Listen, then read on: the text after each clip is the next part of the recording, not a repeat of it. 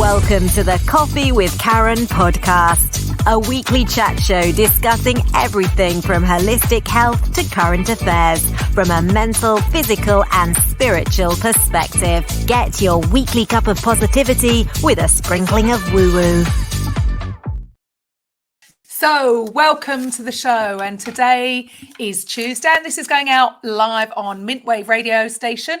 You can just ask Alexa for Mintwave radio or go to my website karenrobertscoaching.com/Mintwave-radio to listen live and to see our schedule for the rest of the week. If you're watching this on a podcast, again, you can see other shows. Go to the website, karenrobertscoaching.com/podcast-network. You can download the app for Apple and Android. Please subscribe to any podcasts that take your fancy. If you want to leave a comment, please leave a comment. So today's episode is 119. And today we have Sarah, who is a mentor coach for survivors. And she's already been a health and fitness coach for the last 12 years. And today we're going to be talking about releasing shame and stepping into full purpose and abundance. So my name's Karen Roberts. I'm your host. We provide a platform for any coaches out there, consultants, therapists or healers to get their message heard to the people that need to hear it.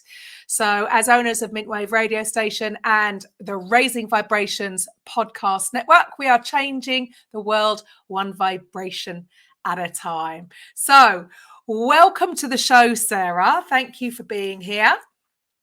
Thank you for having me, Karen. It is such an honor to be able to share with you a little bit of the journey.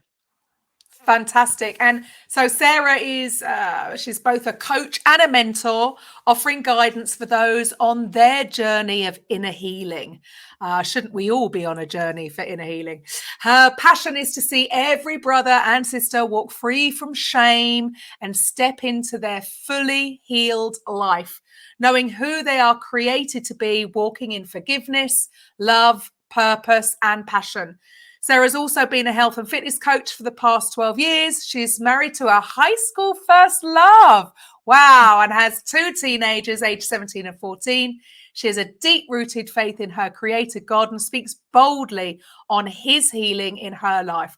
Her marriage story is also one of restoration after a complete explosion from hidden addictions, betrayal, sexual brokenness to a marriage that is fully healed and transformed. So Sarah and her husband also share their marriage story publicly. Hope is never lost. So she's not going to waste her pain. She's going to speak openly on her journey of walking through hell with the prayer that perhaps there will be one soul who can hear her words, feel less alone, and grasp onto hope once again. Sarah, shame released, purpose unleashed, abundance increased. Wow. Now that is a bio. Love that. Thank you so much, Sarah. So, oh man, you're going to have to explain yourself, girl. So, would you like to share with the listeners, wow, a little bit about, where do you start? Right? Where do you start? There's so many. I feel like in everyone's story, there's so many places where you can pull out, oh my gosh, you saw so much growth here. There's so much growth here. I really want to start back in 2014. In 2014, I found myself on a heap in my living room floor, just devastated, broken, so full of pain. I felt like, have you ever had someone say, may I pour you a glass of water? And you hold out your glass and they start pouring and you're like, whoa, stop. And they went a little bit too much full. So it's right to the brim, right to the brim. And so now if you even move it a slight little bit, it starts to spill over. And that's where I found myself in 2014. I was just broken and devastated. My marriage had just exploded about 2 months prior to this moment on my living room floor. And I remember just yelling at God, like, how did I get here? Like, who am I? I so ashamed of who I was. Um, Life just was not how I had planned. And does anyone else identify with that? It's like, uh, this is not how I envision life.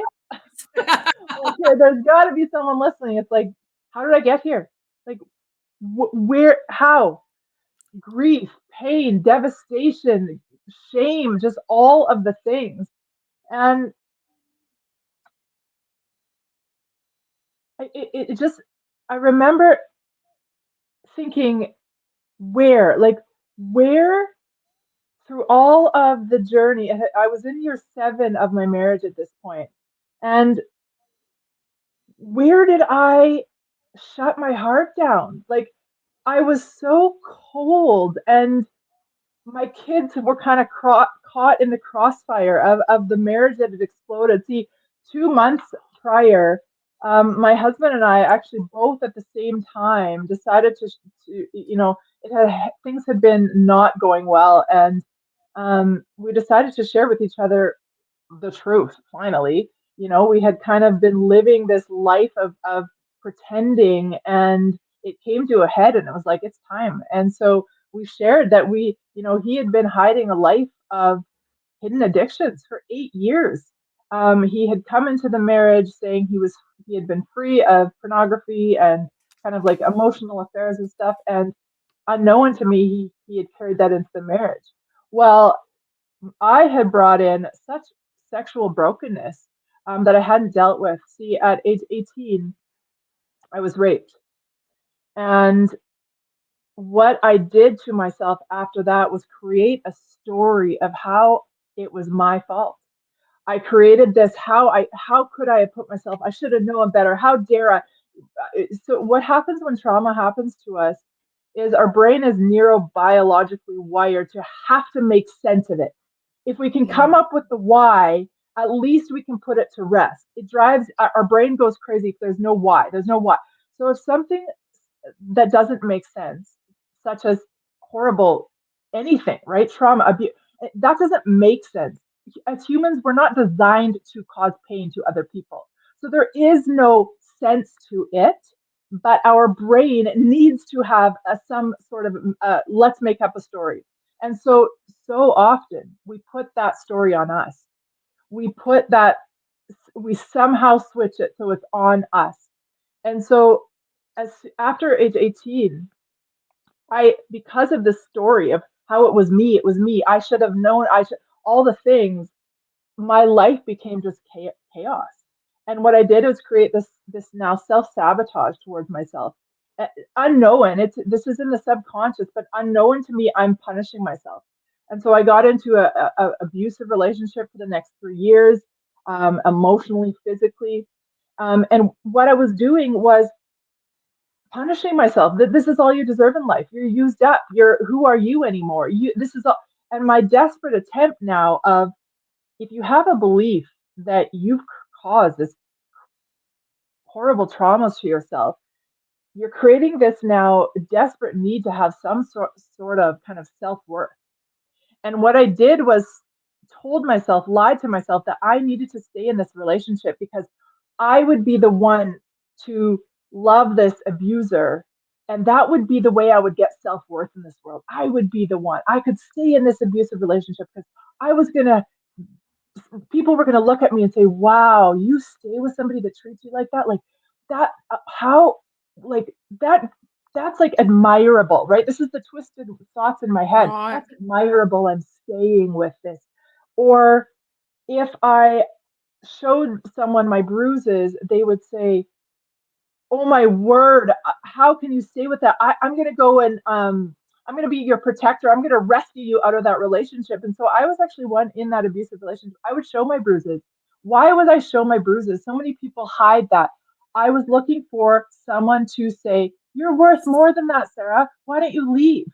And so Ah. all of this brokenness, chaos, was like essentially like, what I think of it now is I love visuals. And so what I think of it as as if someone has taken a gun literally and shot you. And what I did to myself was I actually ended up shooting myself from Mm. causing this story of how dare you put yourself in that situation, Sarah, when you were 18? How could you? And so I actually shot myself on top of getting shot from the woundedness of abuse and all the things. So now I have been Mm. walking around for years with these bullets lodged in my heart, my soul, my mind. They're lodged in. And what I did was put a finger bandage over top of them, thinking, I'm good. Like, I'll Mm. be fine. Like, I can just bandage it up, cover it up. I'm okay. And so I went into my marriage with multiple bullets lodged inside my soul. What do bullets do lodged inside your soul? If we just think it practically, if that literally is what it is, what's happening to our Gonna bodies? fester. It's gonna fester. It's Complete not gonna be good, right? nothing, right? And so often, there's got to be people that identify as you're listening. Like, how many times do we want to just cover it up and go on with our, I'm good, I'm okay, like I got this, like I don't need to deal with that. It's in the past, and we carry on Mm. the Well, we want to devastations run beyond, away. We want to run away right? from pain. We don't want to face it. It's a Right. natural response, Yep. thinking, yeah, I'm okay. I'm going to deal with this. But do you?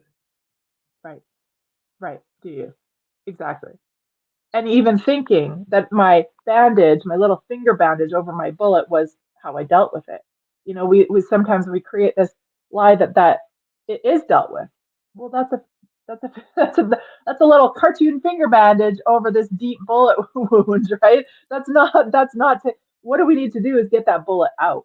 Like, that has to happen first, right? How do you heal something? You got to get that out. And then you got to clean out the infection. So, anyways, all of that to say, I brought all this brokenness and self hate and shame into my marriage. And so, my husband and I, has this hidden addiction and his own stuff. I have all this brokenness I haven't dealt with. And now we try and make this beautiful marriage work.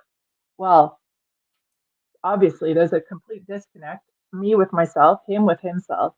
And so at 7 years in, I was so shut down. We were at a place in our marriage where I actually would have said, I hate him.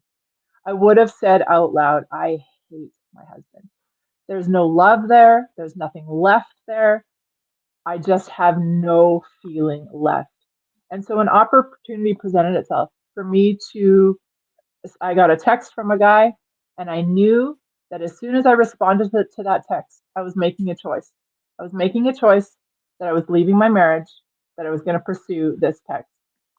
And so I took that journey for the next couple months of pursuing this man outside the marriage, and purposely knowing, and on purpose kind of knowing, that as soon as my husband asked me, why have you not been even like hugging me anymore? Because I immediately was like, I'm going to stop touching, not even nothing with my husband. And as soon as he asked me, I'm going to tell him, and our marriage is going to be done. So that was a couple months of that. The moment where my husband and I decided to tell each other, my husband had this, he says it was like almost like an audible, but in his thoughts, like an audible voice outside of himself that said, it's time you own up to your wife. You stand up and be the man that I've asked you to be. He says it was God, like my husband, we have a faith, right? But he had never really had a deep faith before this moment. But he felt it was like, own up to your wife and stand up and be the husband and father that I've asked you to be, that every man should be and every woman should be. We should all be um, full in our roles, of whatever Mm-hmm. roles we are in life. And so we ended up driving into the country, and we both.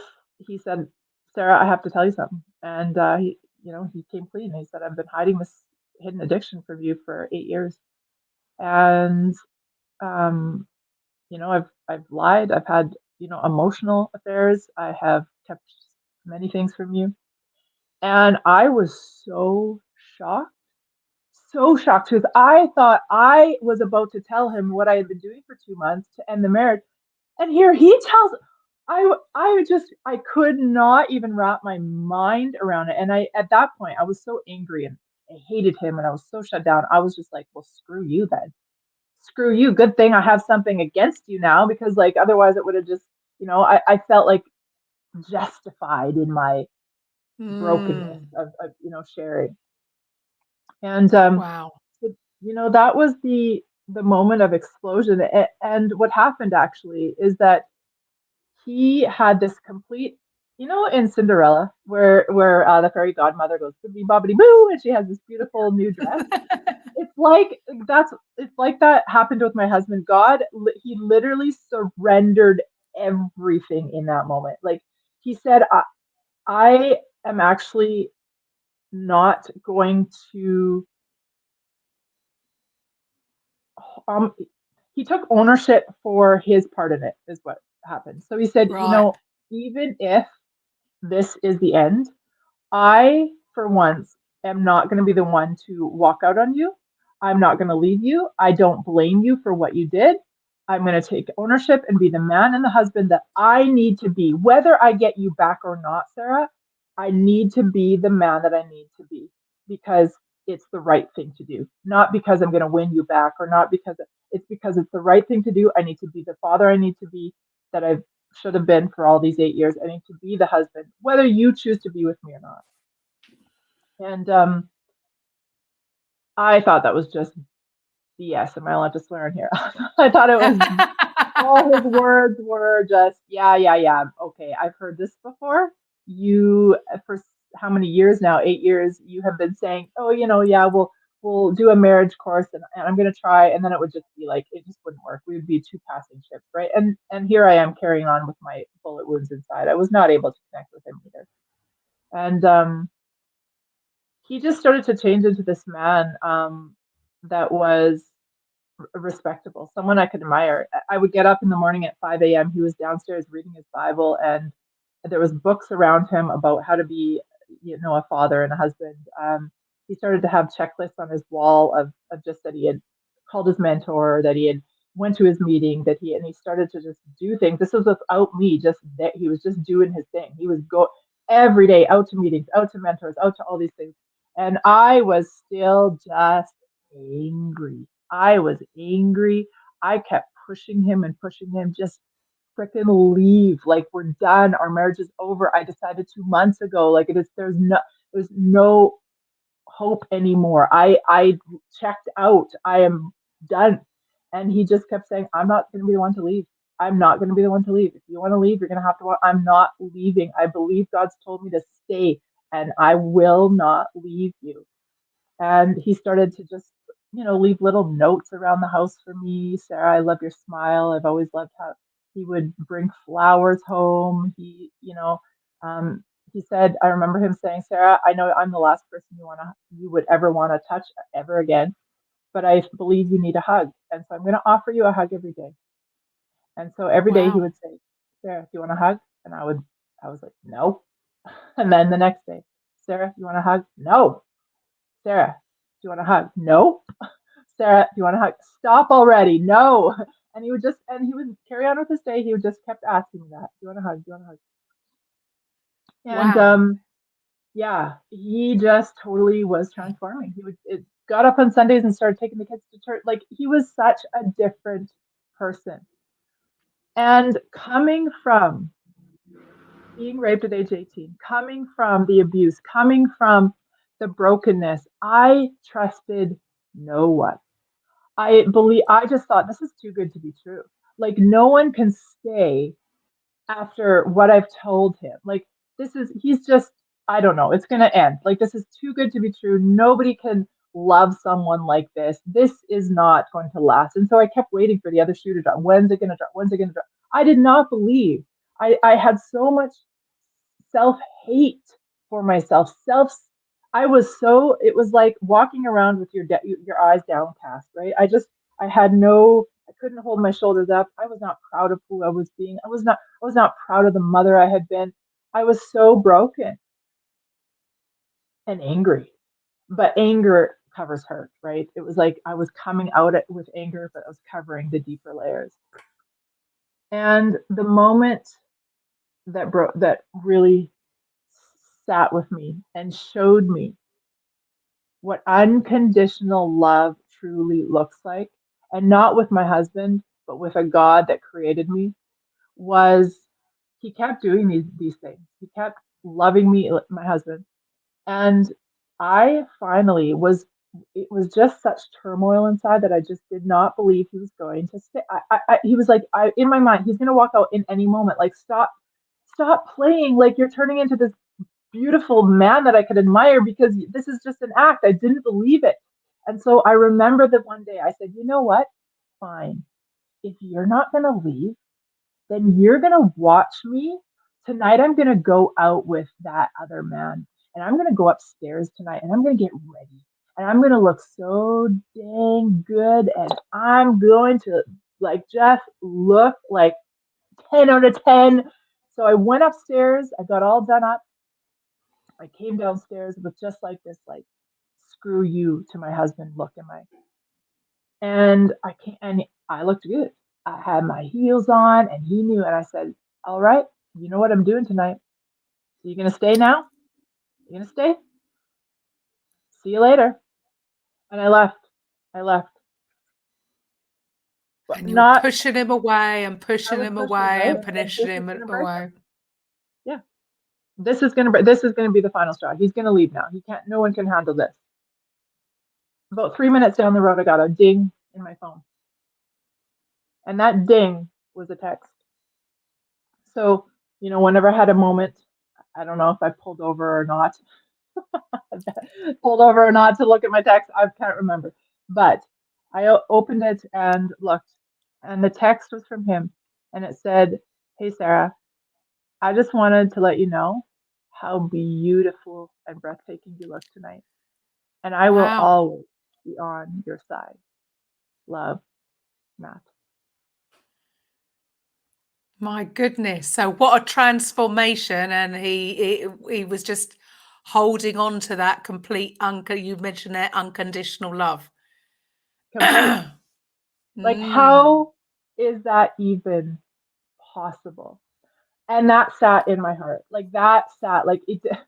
I could not enjoy myself that evening how I had hoped to enjoy myself, because this unconditional love that I had never really felt before, and I felt it from God.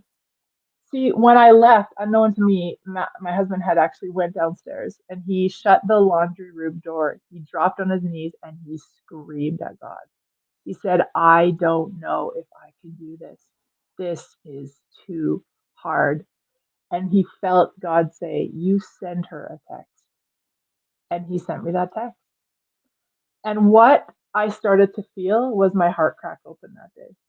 Like, maybe, and it wasn't even that I felt the love of my husband. It was like, oh my goodness, how can I be such a horrible human and have this love show up in my life still?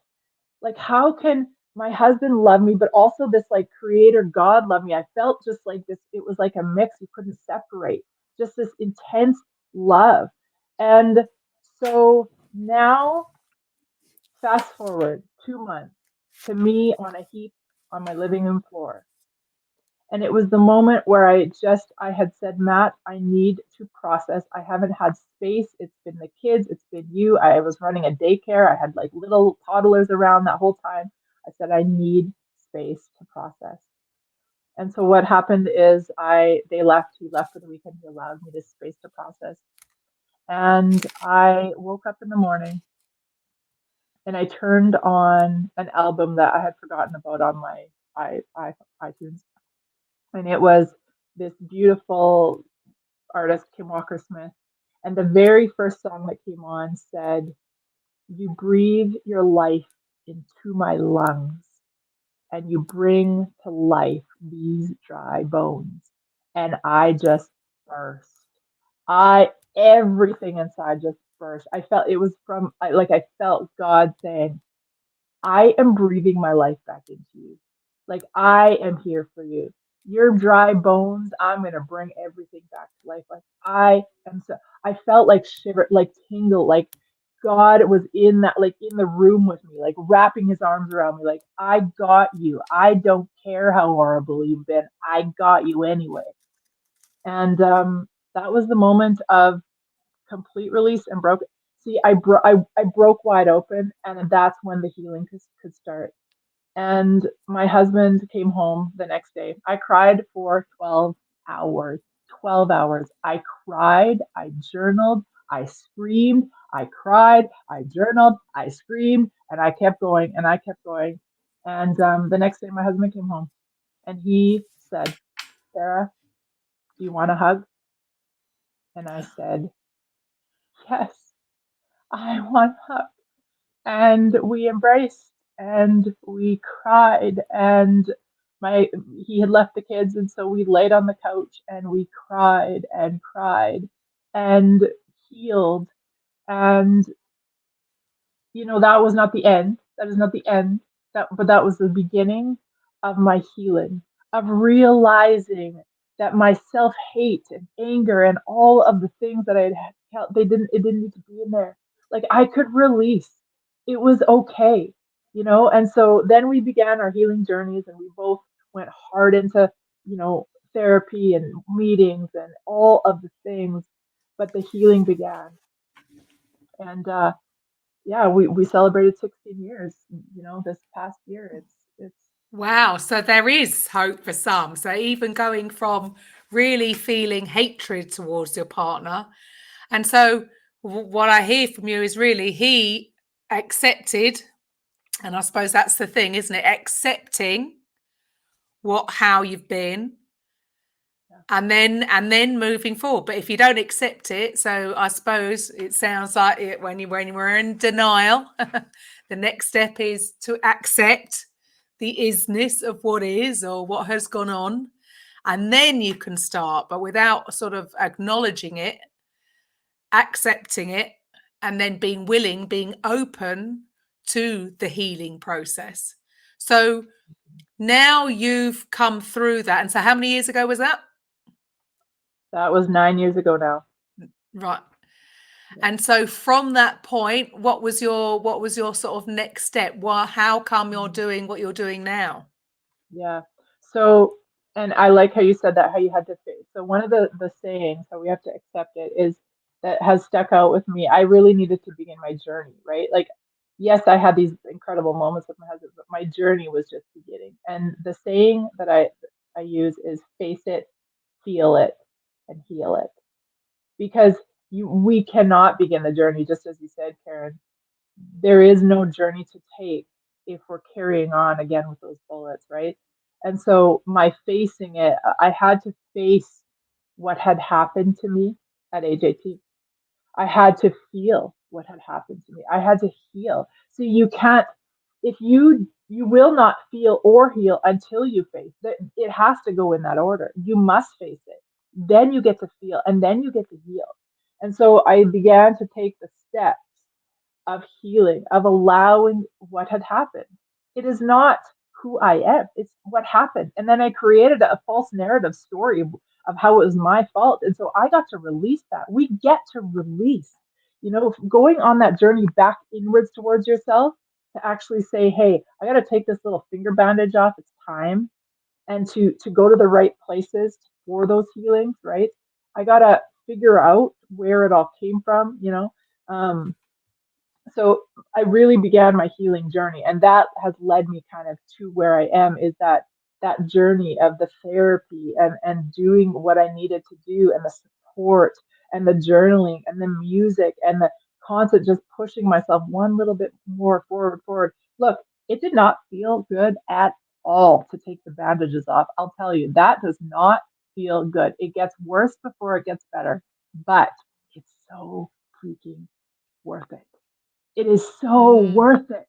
It's so worth it. If you have been carrying around that thing that's poisoning you, and you get to take that out and actually heal, how much more vitality and energy and joy and abundance are you going to have when you deal with it? So much more. I am living Absolutely. proof. that it's life is so beautiful if you take that road. And it's needed, like you just said there. It's not necessarily fun. Nope. Nope. We're not talking about having a fun journey here, but a No. necessary journey to heal. Otherwise, suppressing all of that.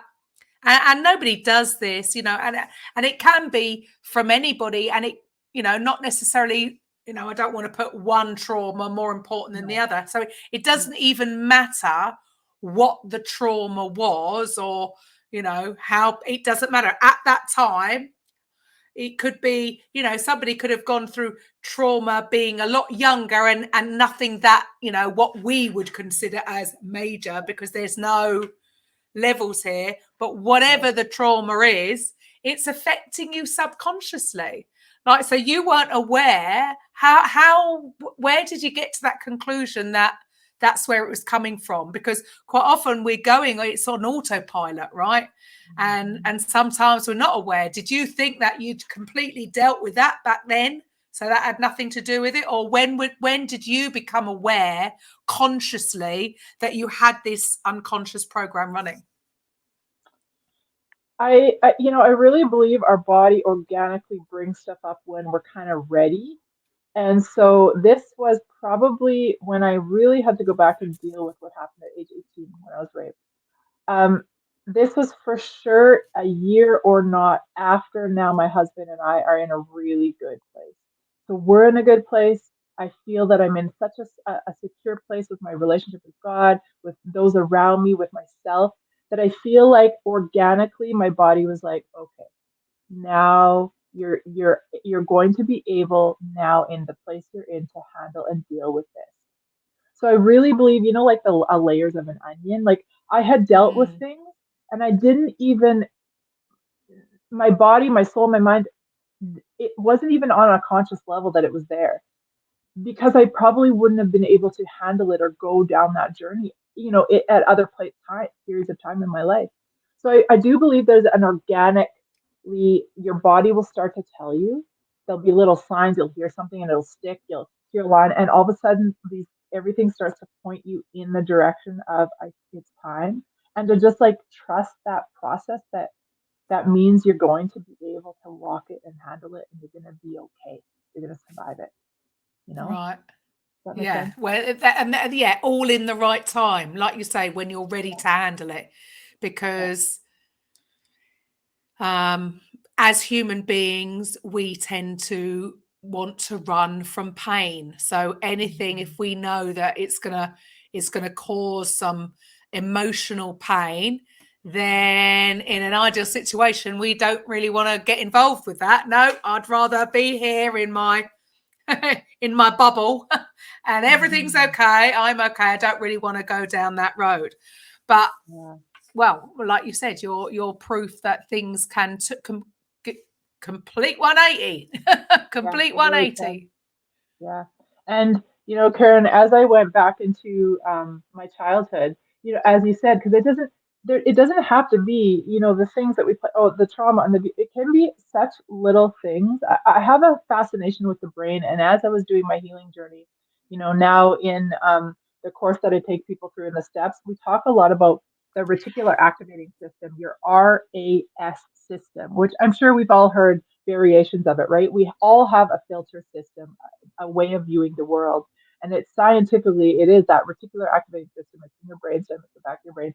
And what it does is it creates your perceptions as you are born, as you are now into toddler, you start to create this filter system, this grid system with which you look out of. Now, we need this reticular activating system because let's just take an example of if you're driving your car.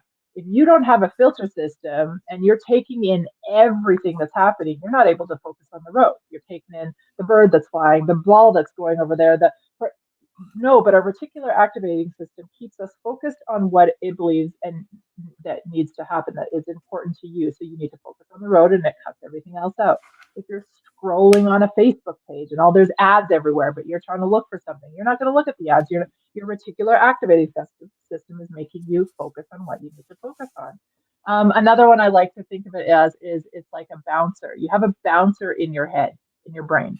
So when you develop this particular activating system, grid system, your bouncer now is only going to allow in what you believe to be true, and it's not, this can be a negative or a positive. See, as a young child, I felt very unseen by my parents. They were wonderful parents, but I felt unseen.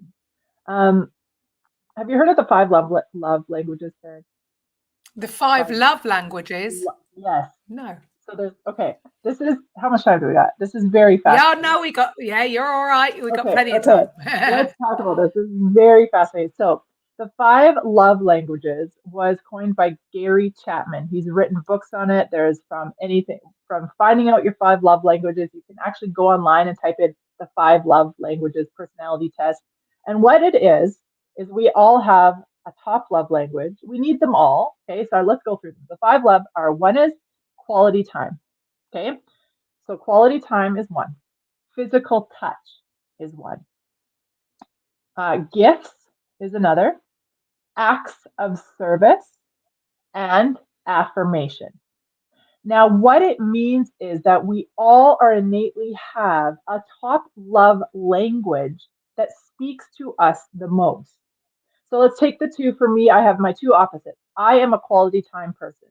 In order to feel the most valued and loved, if someone speaks to me and says, Sarah, I would love to just hang out with you. Let's go for coffee. I want to hang out. That is like fills me right up. I'm like, oh my gosh, yes, I love that. I feel loved and valued and treasured. Gifts is my least. So if someone comes and gives me a gift, but they never speak quality time to me, I will never actually feel valued and treasured and loved. Now, Right. is it true that they don't love me? Or is it true that they're No. just speaking a love language that perhaps is their top? Right? There you go. Right?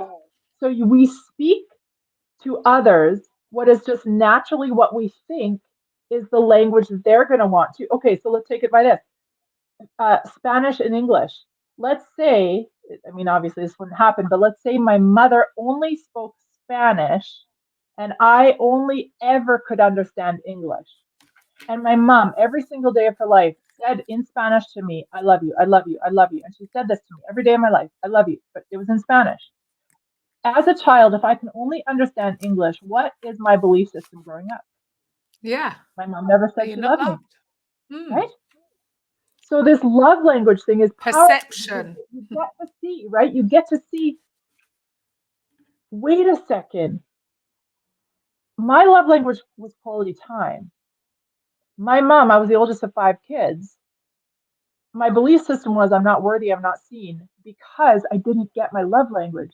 But in reality, my mom was speaking with, she was doing things for us. She had little notes, words of affirmation. So words of affirmation is wow, like encouragement, hearing those good things.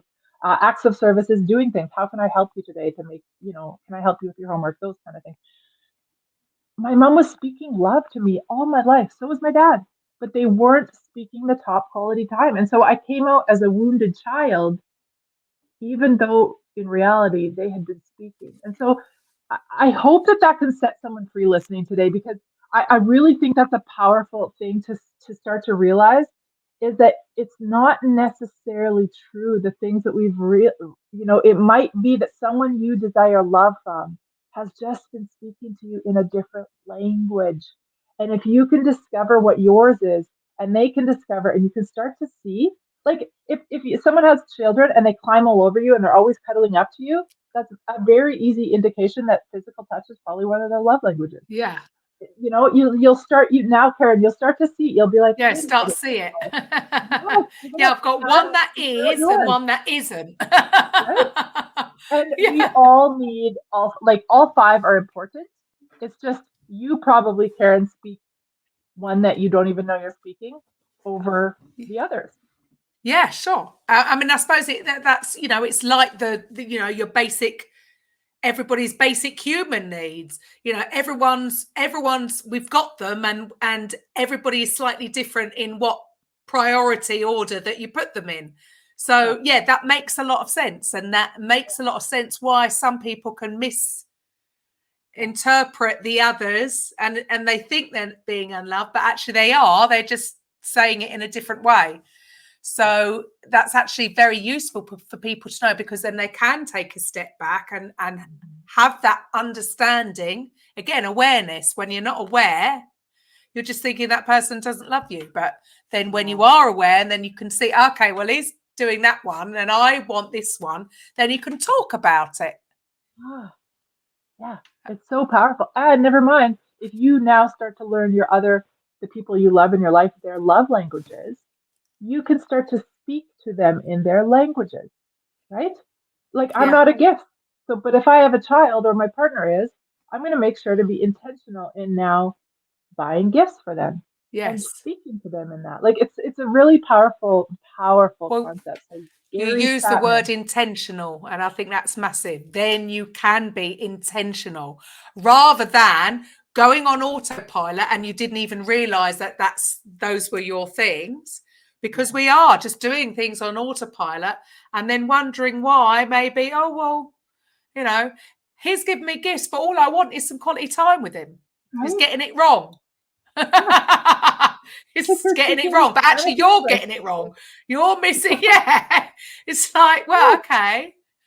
So, interesting. Yes, I haven't heard that one before, but yes, it's similar to, it's, you know, we are all different in what we perceive as to be the important things. Are we tactile, or are we going to say our love with gifts? Yeah, it makes a lot of sense. So for you now your purpose is to help other people. What is it? Who are you looking to help? What problems specifically are you looking to solve? You know, I have so much passion is to see all brothers and sisters. I do run a lot of women's courses or women's coaching programs, but my desire is that every single brother and sister comes fully alive, without the shame, the guilt, like fully unleashed. You know, my program that I take people through is called You Unleashed. Why unleashed? Because I was locked up for years, and my desire is to see every brother and sister unleashed. Like, that means everything inside unstuck, unrestrained, unstoppable. Like, you are totally free to be you, whole, alive, joyful, just fully healed. So that is my passion now, is to just speak that no matter the path we've walked. And again, it doesn't have to be this, I had one thing is bigger than the other. It's whatever path, whatever belief system you have. If you just simply have had a belief system about yourself because your parents missed your love language and you just believe you're not worthy or you're not worth being seen, to become unleashed and realize that all those things are a belief system, a filter system that actually gets to be changed out. Like, we have so much power to change our belief systems, our filter system. That RIS system I talked about can actually be completely rewired. And so I take people through the steps of rewinding and unwinding. So that means going back into the past and figuring out, like, what was the love languages? Where did the filter system get, off grid from actual reality? Where do we need to rewire that filter system and becoming just free, just totally free, to rock it in your world. Absolutely. And this is the thing. It's like everybody will have a story. Everybody. No one would have gotten out of this completely scot-free, because as children, you're just subconscious, this woof open. You're just going to take on absolutely everything. And so there's going to be filters. There's going to be things that I don't believe there's not one person alive today that hasn't got things that need to be addressed, because that's just how we are. That is the human condition. The way we are, the way our minds are when we're small, the way we learn things. And then our subconscious wants to keep us safe. Doesn't mean it wants us to thrive. It just is trying to protect us from danger. where we don't have the danger that we used to have when this process was needed. The danger is the danger we give ourselves, right? It's mental stress. It's we're not running away from a saber-toothed tiger anymore. We might be just worried about where our next paycheck is going to come from, or where the next client is come from, or whatever the stress is. But the effect that it's having on our body is the same. I mean, it's crazy when we look at it. And so all these, all our programming, everybody will need to have it unwound. I love how you said that. Unwind it. You just gotta you're gonna go back in, unwind it, clear it, so that you can move forward with confidence, living the life that you want to live. So you're helping people now. Are you still in the health and fitness arena, or is this what you're focusing on these days? I'm doing it all, baby. I got too old. I left the industry. I was in the industry. Right. You've still got a while. Yeah, I was in it for 27 years. And then I decided, no, do you know what? I think I'll leave that to the young'uns now. They can jump around like a lunatic. I've just switched now. Okay. But maybe I should go back to a little bit. Maybe I shouldn't have stopped it altogether. Right. Because if you don't use it, you lose it. And it's so true, isn't it? So to the listeners, if they can't see all the info down here, if they're just listening in, how would they get in touch with you? A couple of ways. One would be just to find me on Instagram. So Instagram is beautifully broken pieces. So that is my Instagram handle. I will need to find a better one for Facebook, because it's my name and my last name is a long German name and nobody would remember. So that's not. But the other one is, if you want to take a look at my courses that I offer, that is under www.brokenbeautifulyou.com/masterclass. So awesome. Those are kind of the two ways. I mean, it's very easy if you find me on Instagram to get the course info and stuff like that. So that's, again, beautifully broken pieces. It's probably the simplest. Beautifully broken. We're not broken. Beautifully broken pieces. Just unwind, have a clear out, have a bit of a tidy up, have a little bit of somebody said to me the other day, it's like you've got a little black box in your head that needs to be dealt with. It's like sometimes people are avoiding going into that black box and having a tidy up. It's time to have a look in your black box and have a tidy up. Because you get to be free. You get to heal. I think changing the wording from I have to I get to is actually very powerful. Take that in anything. Oh my gosh, I have to clean the bathroom. I get to. Yes. How does that change your mood? That is so big, how we talk to ourselves, because who's listening? You are. Right? Your inner voice is listening. And you're right. Again, some of these things that we can just often say from our conditioning without actually thinking, oh, actually, you're right there. I shouldn't say it. Well, again, there you go. I've said it again. I shouldn't. All this shouldn't. Again, it's just how we've been conditioned to automatically say some of this verbiage, and actually it may not be serving us. So it's only when, like you, making me aware of what I've just said there,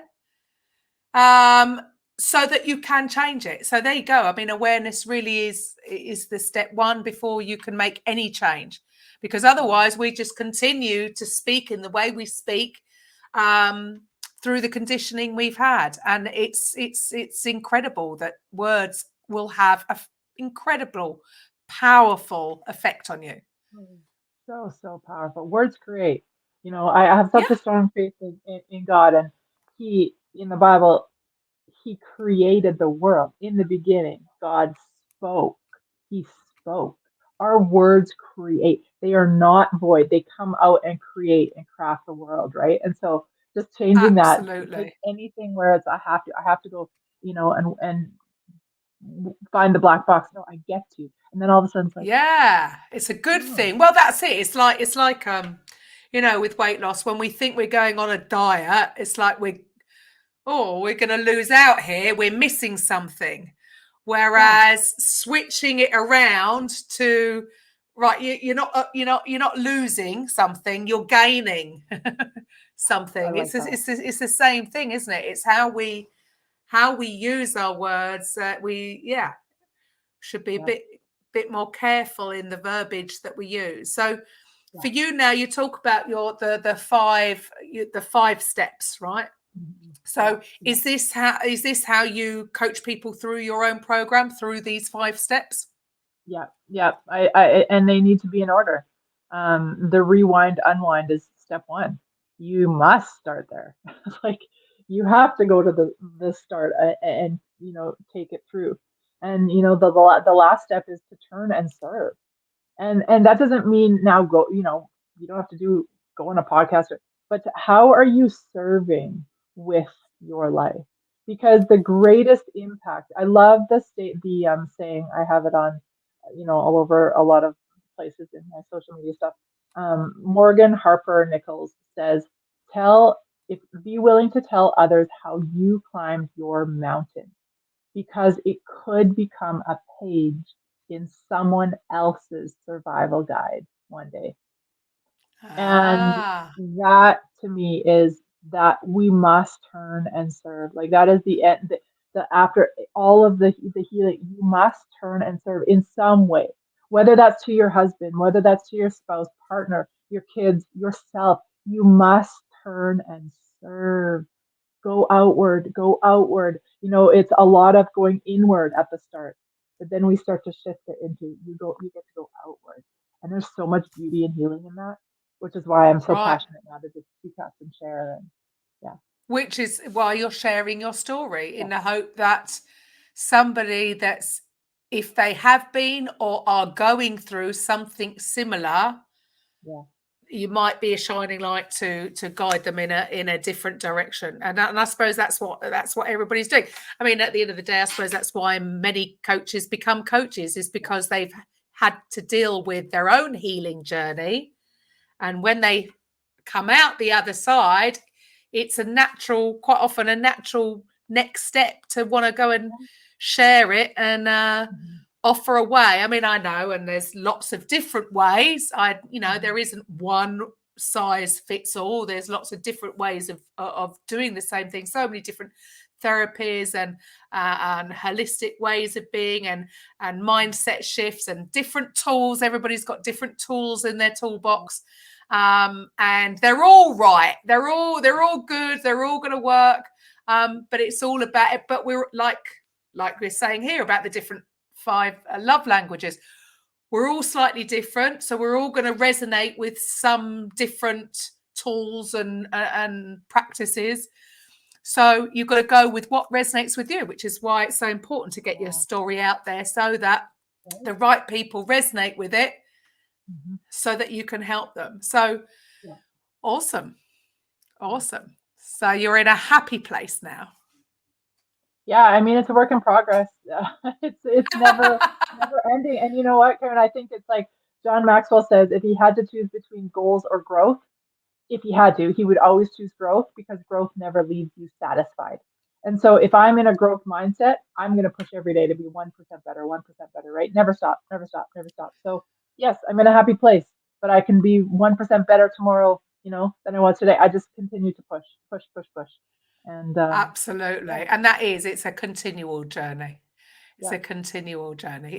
Well, yeah. hopefully it's never going to end. It will do one day, but Nope, let's keep see how going, long we can keep keep going. going. Yes, as long as we can, we're pushing. Yep, Awesome. going, going. Well, Yeah. thank you so much for your time today. That's been lovely hearing from you, and thank you for your honesty and being so open. And this is, again, I suppose, part of the process is um, allowing for other people to hear the story. It's the good, the bad, the ugly, isn't it? And we've all got these stories, so people out there, don't be afraid to face any part of it and deal with it, heal with it, heal it, go back and unwind. So, yeah, been interesting. So guys, if you want to get in touch, can you just repeat for the last time your website? Yeah. So the Instagram is Beautifully Broken Pieces. And I would say that's the easiest. If you don't have Instagram, you can go to www.brokenbeautifulyou.com/masterclass, and you'll see info there as well. Awesome. But it's been a pleasure. Such an honor, Karen. Well, no, thank you for being here. And to the rest of you guys, if there's any coaches or consultants or therapist healers and you would like to get your message out there to the people that need to hear it, then please get in touch. If you want your own show, if you want your own podcast, would like to be on the directory as well, then book a call. The website, KarenRobertsCoaching.com/discovery. Come and have a quick informal chat with myself or one of our team. And other than that, I will be back on Thursday with a Coffee with Karen. So bye for now. Coffee with Karen podcast, a weekly chat show discussing everything from holistic health to current affairs from a mental, physical and spiritual perspective. Get your weekly cup of positivity with a sprinkling of woo-woo.